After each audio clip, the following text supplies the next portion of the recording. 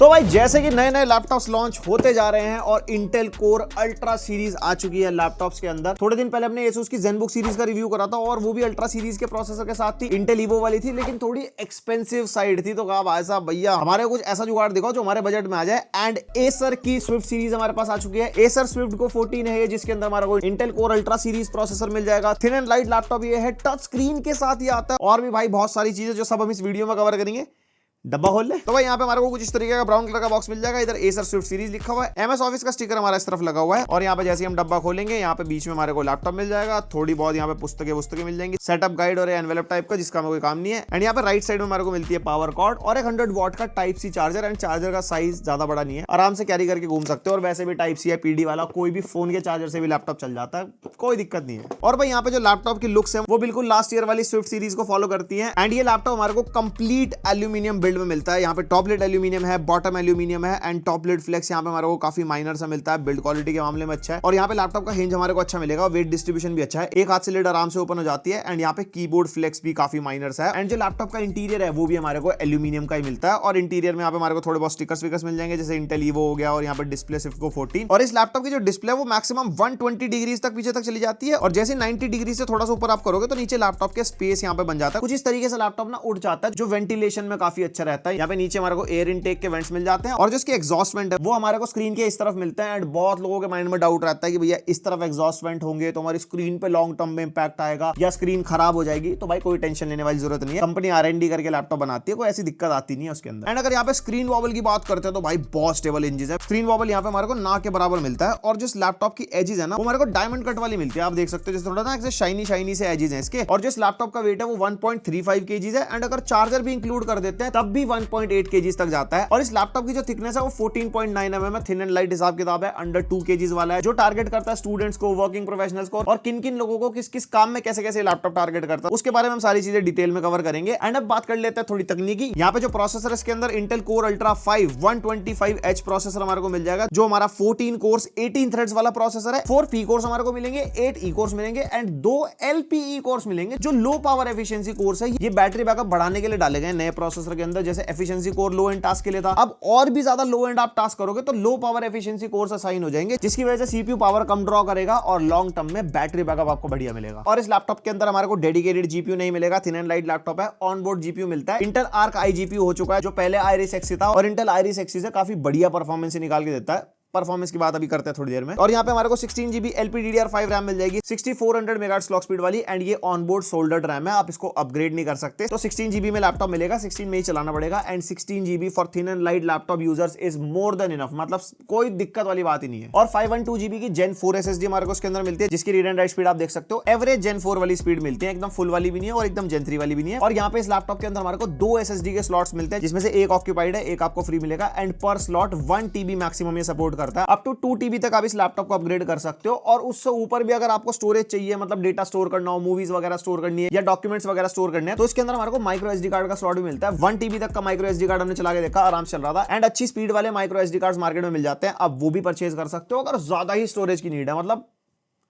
को करना होगा कुछ स्टोर भाई साहब, मैं क्या ही बोलूं। और कनेक्टिविटी के मामले में Wi-Fi 6E and Bluetooth version 5.2 यहाँ पे हमारे को मिल जाता है। And MS Office 2021 life time के लिए आपको इसके अंदर मिलेगा। तो अगर आप एक वर्किंग प्रोफेशनल हो या स्टूडेंट हो तो ये लैपटॉप वहां पे भी डिसअपॉइंट नहीं करेगा। सो दिस इज अल्ट्रा 5, लेकिन ये आपको अल्ट्रा 7 में भी मिल जाएगा। And starting pricing is 84,999 and Flipkart पे आपको ये लैपटॉप मिलेगा। अब ये जो मीटियोर लेक प्रोसेसर्स हैं जो हमारी अल्ट्रा सीरीज है इंटेल के अंदर, ये क्या ऐसा नया लेके आते हैं जो हमारे को लास्ट वाले CPUs में नहीं मिल रहा था। सबसे पहली चीज इन्होंने आर्किटेक्चर चेंज कर दिया और दूसरी इंपॉर्टेंट चीज भाई साहब नाम चेंज कर दिया। पहले i5 i7 i9 वगैरह होता था, अब अल्ट्रा 5 अल्ट्रा 7 अल्ट्रा 9 कर गया। इसके अंदर अल्ट्रा 3 नहीं है, जैसे i3 की रिप्लेसमेंट अल्ट्रा 3 हो सकता था लेकिन इसकी स्टार्टिंग ही अल्ट्रा 5 से होगी। और ये जो प्रोसेसर्स हैं ये thin enthusiast, ultra portable, gaming या फिर एडिटिंग वगैरह आपको करनी हो थिन एंड लाइट लैपटॉप्स में, उसके अंदर काफी सही तरीके से काम करते हैं। और सबसे बेस्ट पार्ट अल्ट्रा सीरीज के प्रोसेसर का, इसके अंदर हमारे को NPU मिलता है, यानी कि न्यूरल प्रोसेसिंग यूनिट, जो इंटेल का AI बूस्ट है। अगर आप AI वाले टास्क करते हो अपने लैपटॉप के ऊपर तो काफी सही तरीके से हैंडल कर लेगा। और अभी ये इनिशियल स्टेज में इतना ज्यादा स्टेबल नहीं है, जैसे हम कुछ एप्स वगैरह चला के देख रहे थे ना तो NPU हमारा यूज नहीं हो रहा था, तो फ्यूचर में कोई ड्राइवर्स अपडेट वगैरह आएंगे, बायोस वगैरह अपडेट आएगा, तब ये प्रॉपर्ली काम भी करने लगेगा। एंड जो सॉफ्टवेयर है हमारे, उसके अंदर भी ऑप्टिमाइजेशन होना चाहिए ना प्रोसेसर के साथ का, तो वो भी अपडेट होंगे, ये भी अपडेट होगा, तब इनका मिश्रण होगा। हमने लास्ट ज़ेनबुक में भी टेस्ट करा था, तो उसके अंदर भी चला नहीं था। और ये लैपटॉप इंटेल ईवो सर्टिफाइड है, और इंटेल ईवो सर्टिफिकेशन का क्राइटेरिया वही है जो लास्ट ईयर था हमारा, जैसे कि 1 सेकंड से भी कम का हमारा स्क्रीन वेक टाइम होता है। जैसे हम लैपटॉप की लिड उठाते हैं तो एकदम तुरंत स्क्रीन हमारी ऑन हो जाती है। और विंडोज हेलो का सपोर्ट हमारे लैपटॉप के अंदर होना चाहिए, फिर चाहे वो फिंगरप्रिंट हो या फिर चाहे वो IR स्कैनर हो। और सबसे best part Intel evo certification का 9+ आवर्स का बैटरी बैकअप लैपटॉप में होना ही होना चाहिए, plus type C fast charging का भी सपोर्ट होना ही होना चाहिए, फुल HD वेबकैम भी होना चाहिए, एंड थंडरबोल्ट 4 पोर्ट भी होना चाहिए। जब ये सारी चीजें हमारे लैपटॉप के अंदर होगी तभी इंटेल ईवो का ठप्पा लगता है। ये बेसिक क्राइटेरिया है, अगर ये सब है तो इंटेल ईवो है,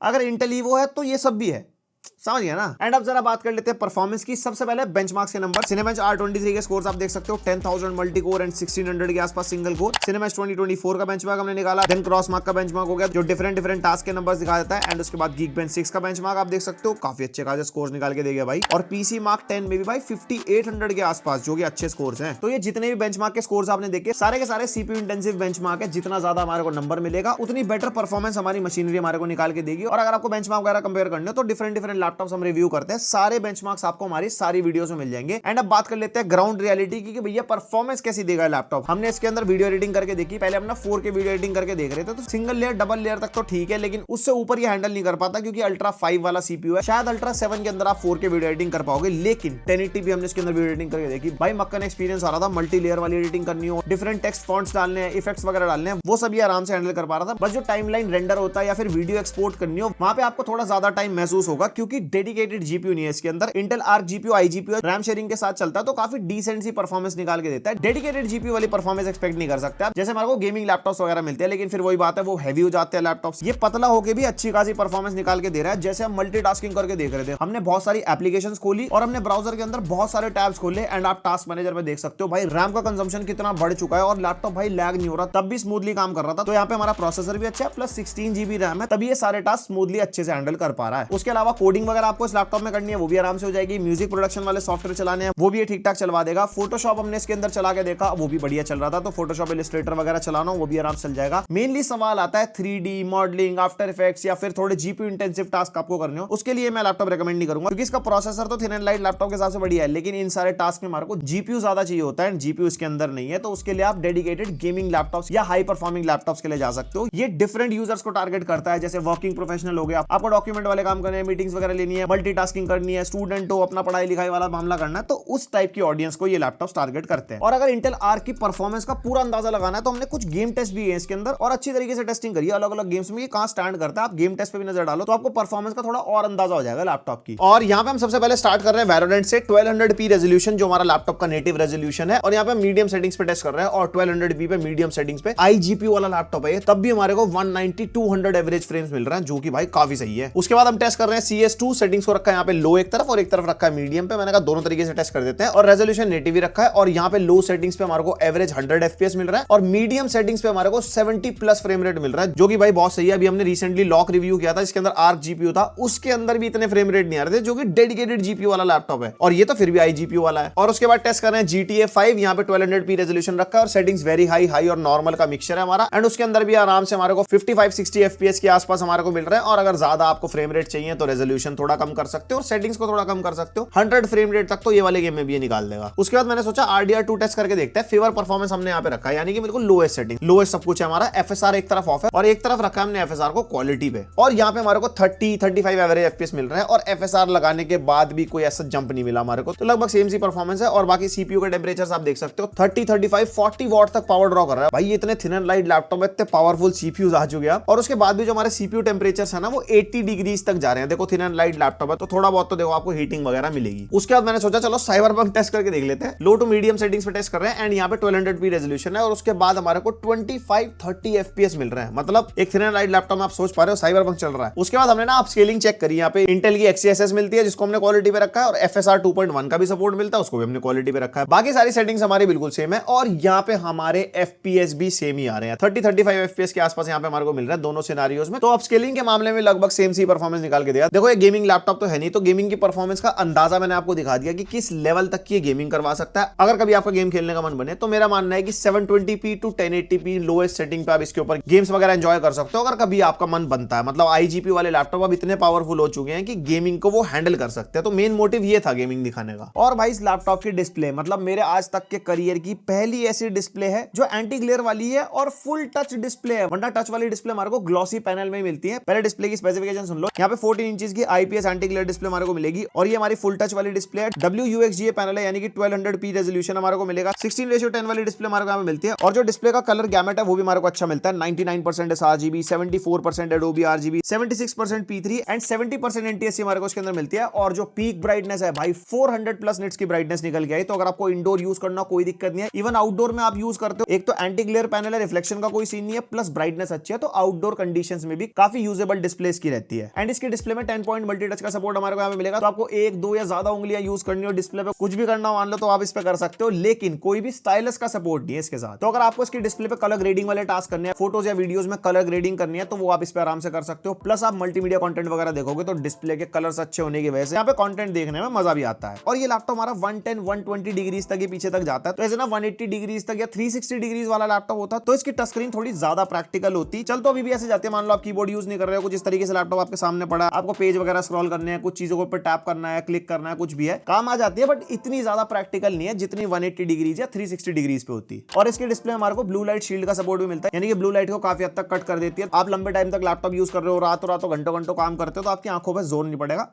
आगे इंपॉर्टेंट है भाई साहब, वरना चश्मे लग जाते हैं। और इसके अंदर हमारे को एक और वेरिएंट भी मिलेगा, ये तो IPS टच स्क्रीन वाला हो गया, वो वाला वेरिएंट OLED नॉन टच वाला होगा। तो OLED के अंदर हमारे को और भी बेटर कलर गैमेट और भी तगड़े कलर्स मिलता है। तो अगर आपको टच वाला मजा लेना है तो IPS के लिए जाना पड़ेगा, टच की जरूरत नहीं है तो OLED वाले के लिए आप जा सकते हो। लिंक सारे मैं डिस्क्रिप्शन में दे दूंगा। और जैसे कि हमारा 14 इंचेस वाला लैपटॉप है, तो यहाँ पे स्मॉल साइज वाला हमारे को कीबोर्ड मिल जाएगा, सिंगल कलर बैकलाइट कीबोर्ड है, व्हाइट कलर की लाइट हमारे को मिलती है। कीबोर्ड का टाइपिंग एक्सपीरियंस इज गुड, ऐसे कोई दिक्कत नहीं है मेरे को चलाने में। और यहाँ पे जो इसका ट्रैक पैड है उसका साइज भी हमारे को अच्छा खासा मिलता है, मतलब 14 इंचेस के हिसाब से काफी बड़ा ट्रैक पैड है। फुली क्लिकेबल वाला ट्रैक पैड हमारे को मिलेगा, मल्टी जेस्चर वगैरह को सपोर्ट करता है, यूज करने में इसमें भी कोई दिक्कत नहीं है, मतलब स्मूथ है मामला। और यहाँ पे लैपटॉप में 2 थंडरबोल्ट 4 पोर्ट मिल जाएंगे, जिसके अंदर हमारे को फास्ट स्पीड डेटा ट्रांसफर का भी सपोर्ट मिलता है, डिस्प्ले आउटपुट का भी सपोर्ट मिलता है, 4K 144 hertz maximum and 100 what की पावर डिलीवरी को भी ये सपोर्ट करते हैं। HDMI 2.0 का पोर्ट मिल जाएगा, जिसके अंदर 4K 60 हर्ट्ज का मैक्सिमम आउटपुट हमारे को मिलता है। USB 3.2 Gen 1 type A port मिल जाएगा, जो हमारा पावर ऑफ चार्जिंग वाला पोर्ट है। अगर आपका लैपटॉप ऑफ भी है तो आप इससे फोन वगैरह या कोई भी छोटी मोटी चीज आप चार्ज कर सकते हो। बाकी सारे पोर्ट्स हमारे दूसरी तरफ है, जैसे केंजिंगटन लॉक हमारे को मिल जाता है, एक USB 3.2 Gen 1 type A port, एक हेडफोन माइक जैक का कॉम्बो और एक माइक्रो SD कार्ड का स्लॉट, जिसके अंदर 1 TB तक का SD कार्ड हमने चला के देखा, फास्ट स्पीड वाला, वो मतलब प्रॉपर्ली चल रहा था। तो अगर आप ट्रेडिंग वगैरह करते हो, मल्टीपल डिस्प्ले आउटपुट आपको चाहिए, डिफरेंट मॉनिटर्स आपको लगाने हैं और चार्ट वार्ट देखने हैं, तो यहाँ पे 2 टाइप सी पोर्ट से भी आउटपुट ले पाओगे, एक HDMI से भी आउटपुट ले पाओगे और एक लैपटॉप की स्क्रीन हो गई। टोटल 4 डिस्प्ले के आउटपुट तो नॉर्मली हो गए। और वैसे थंडरबोल्ट 4 पोर्ट जो है ना हमारा, एक ही पोर्ट से 2 डिस्प्ले आउटपुट देने तक का कैपेबल होता है। अगर आप उसके लिए सेपरेटली एक्सेसरी वगैरह बाय कर पाओ तो वैसे वो काफी कॉस्टली आती है। तो यहाँ पे मल्टीपल डिस्प्ले का ऑप्शन हमारे को उसके अंदर मिल जाता है, एकदम फुल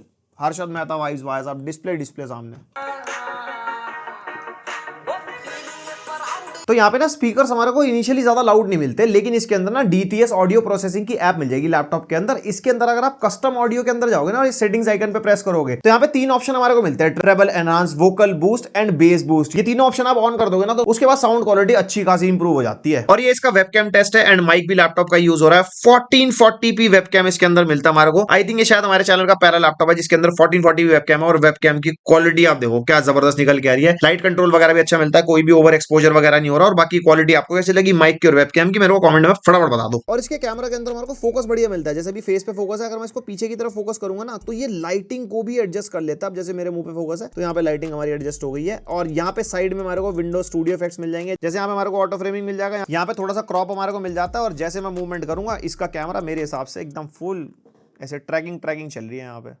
वाओ। और इसके अंदर हमारे को आई कांटेक्ट का फीचर भी मिलता है, जैसे आप सुबह सुबह उठे और आप अपनी मीटिंग ले रहे हो और आपकी आंखें थोड़ी सी बंद है, यहाँ पे आप देख सकते हो मेरी आंखें बंद है थोड़ी सी, और जैसे आई कांटेक्ट का फीचर मैं ऑन करूंगा ना तो यहाँ पे आप देख सकते हो आईज की यहाँ पे मूवमेंट थोड़ी सी चेंज हो रही है मेरी, नीचे ऊपर ना, तो एकदम से मतलब कि चेहरे पे फ्रेशनेस आनी चाहिए। ज्यादा एक्यूरेट तरीके से काम नहीं करता बट यस कर जाता है। बाकी बैकग्राउंड इफेक्ट्स हमारे को मिल जाएंगे। और ये आप देख सकते हो क्या जबरदस्त ब्लर हमारे को मिल रहा है, ये स्टैंडर्ड ब्लर है। और अगर पोर्ट्रेट ब्लर करोगे ना तो जैसे DSLR का ब्लर होता है ना, बिल्कुल उसी टाइप का ब्लर मिलेगा। और इसकी ट्रैकिंग भी काफी फास्ट है, आप देख सकते हो यहाँ पे एकदम ना ऐसे मूवमेंट चल रही है और ब्लर अपना मतलब बढ़िया चल रहा है पीछे। और यहाँ पे हमारे को एसर का क्विक पैनल मिल जाता है जिसके अंदर प्योरीफाइड व्यू पे अगर आप क्लिक करते हो तो वही हमारी विंडोज की सेटिंग्स खुल जाती हैं और वही सारे हमारे इफेक्ट्स यहाँ पे दिख जाएंगे। प्लस यहाँ पे हमारे को बेसिक सेटिंग मिलेगी, ब्राइटनेस, कंट्रास्ट, शार्पनेस वगैरह आप यहाँ पे कंट्रोल कर सकते हो। और यहाँ पे हमारे को एक प्योरीफाइड वॉइस करके ऑप्शन मिल जाता है। उसके बाद आपका ना एसर प्योरीफाइड वॉइस कंसोल खुल जाएगा। तो यहाँ पे आप डिफरेंट इफेक्ट लगा सकते हो। पर्सनल कॉल चल रही है तो अलग इफेक्ट है, कॉन्फ्रेंस कॉल चल रही है तो अलग इफेक्ट है, और यहाँ पे आप इसको ऑफ भी कर सकते हो। इसमें डिफरेंट नॉइस कैंसिलेशन यूज होगा आपके टास्क के हिसाब से। उसके अलावा फिर प्रेफरेंस वाला ऑप्शन हमारे को मिल जाएगा, इसमें ट्रांसपेरेंसी वगैरह मिल जाएगी और फीडिंग वगैरह का ऑप्शन मिल जाता है हमारे को। और इसके अंदर हमारे को एसर सेंस ऐप भी मिल जाती है जिसके अंदर हमारे को सिस्टम यूसेज मोड मिल जाएंगे। साइलेंट पे ज्यादा बैटरी बैकअप मिलता है, नॉर्मल पे ठीक ठाक परफॉर्म करेगा, एंड परफॉर्मेंस पे एकदम फुल परफॉर्मेंस वाली बातचीत। एंड यहाँ पे परफॉर्मेंस ओवर भी मिल जाएगा जहाँ पे रैम, सीपीयू, सिस्टम कितना टेम्परेचर है, बैटरी स्टेटस आप यहाँ पे चेकआउट कर सकते हो, बैटरी की हेल्थ इन्फॉर्मेशन मिल जाएगी। उसके अलावा यहाँ पे चेकअप का टैब मिल जाता है जिसके अंदर आप सारी चीजें चेक कर सकते हो, क्या क्या कैसे चल रहा है, किसी चीज के अंदर कोई प्रॉब्लम तो नहीं है, वो यहाँ पे दिख जाती है। पर्सनल सेटिंग्स यहाँ पे हमारे को मिल जाएगी जिसमें यूसेज मोड्स, बैटरी के ऑप्शन और यहाँ पे नीचे स्क्रीन का ब्लू लाइट शील्ड जो आपको बता रहा था ना, वो वाले ऑप्शन मिल जाएंगे। उसके अलावा ऐप सेंटर यहाँ पे मिल जाता है, यहाँ पे सारी एप्स वगैरह शो कर देगा जो आप इंस्टॉल करते रहोगे। और यहाँ पे ना एसर लाइव आर्ट करके ऑप्शन मिलता है। इसके अंदर आप ऑल फीचर्स में जाओगे ना तो यहाँ पे हमारे को लाइव आर्ट का ऑप्शन, अल्ट्रा व्यू और गिम्प वगैरह हमारे को मिल जाता है। जैसे यहाँ पे एसर का लाइव आर्ट मिलेगा, यहाँ पे एक सेपरेट एप्लीकेशन खुल जाती है। यहाँ पे हमने जैसे एक फोटो अपलोड कर दिया, इसके पीछे का बैकग्राउंड हम रिमूव कर सकते हैं एंड इसका हम स्टिकर भी बना सकते हैं। और यहाँ पे थोड़ी देर लगती है प्रोसेसिंग होने में। और ये हमारा बैकग्राउंड रिमूव हो गया और इसको हम सेलेक्ट करेंगे और यहाँ पे इसने हमारा स्टिकर बना के दे दिया। इसको स्टिकर हम कहीं भी यूज कर सकते हैं।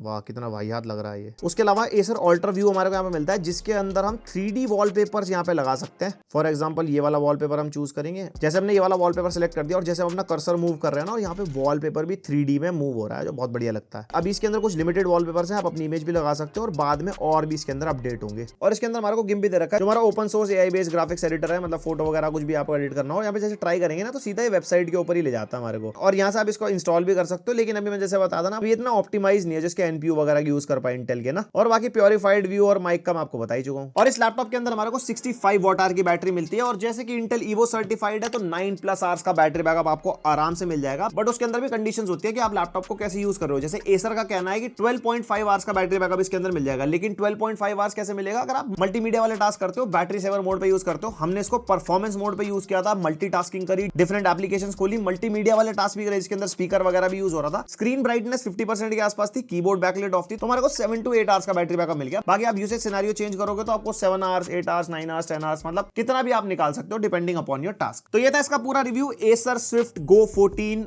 IPS डिस्प्ले वाला। इसके अंदर स्विफ्ट गो 14 OLED भी आपको मिल जाएगा जो नॉन टच वाला है और ये टच वाला है। आप अपनी प्रेफरेंस के हिसाब से चूज कर सकते हो। 84,999 से इसकी स्टार्टिंग हो जाएगी। लिंक मैं दे दूंगा डिस्क्रिप्शन में। फ्लिपकार्ट पे अवेलेबल होगा लैपटॉप। और अभी अल्ट्रा सीरीज के ज्यादा लैपटॉप हमने टेस्ट ही नहीं करे तो अभी कुछ कह नहीं सकते कि किस प्राइस पॉइंट पे कौन सा किसके कंपैरिजन में कैसा है। तो अभी हम और लैपटॉप्स रिव्यू करेंगे तो ज्यादा अच्छी लिस्टिकल वीडियो या ज्यादा अच्छी चीज आपको बता पाएंगे कंपैरिजन के बिहाफ पे। बाकी आपको ये लैपटॉप कैसा लगा मेरे को कमेंट करके जरूर बताना। अगर चेकआउट करना हो तो लिंक है डिस्क्रिप्शन में। एंड पहली बार आया तो सब्सक्राइब। मिलता है नेक्स्ट वीडियो, अब तक के लिए बाय।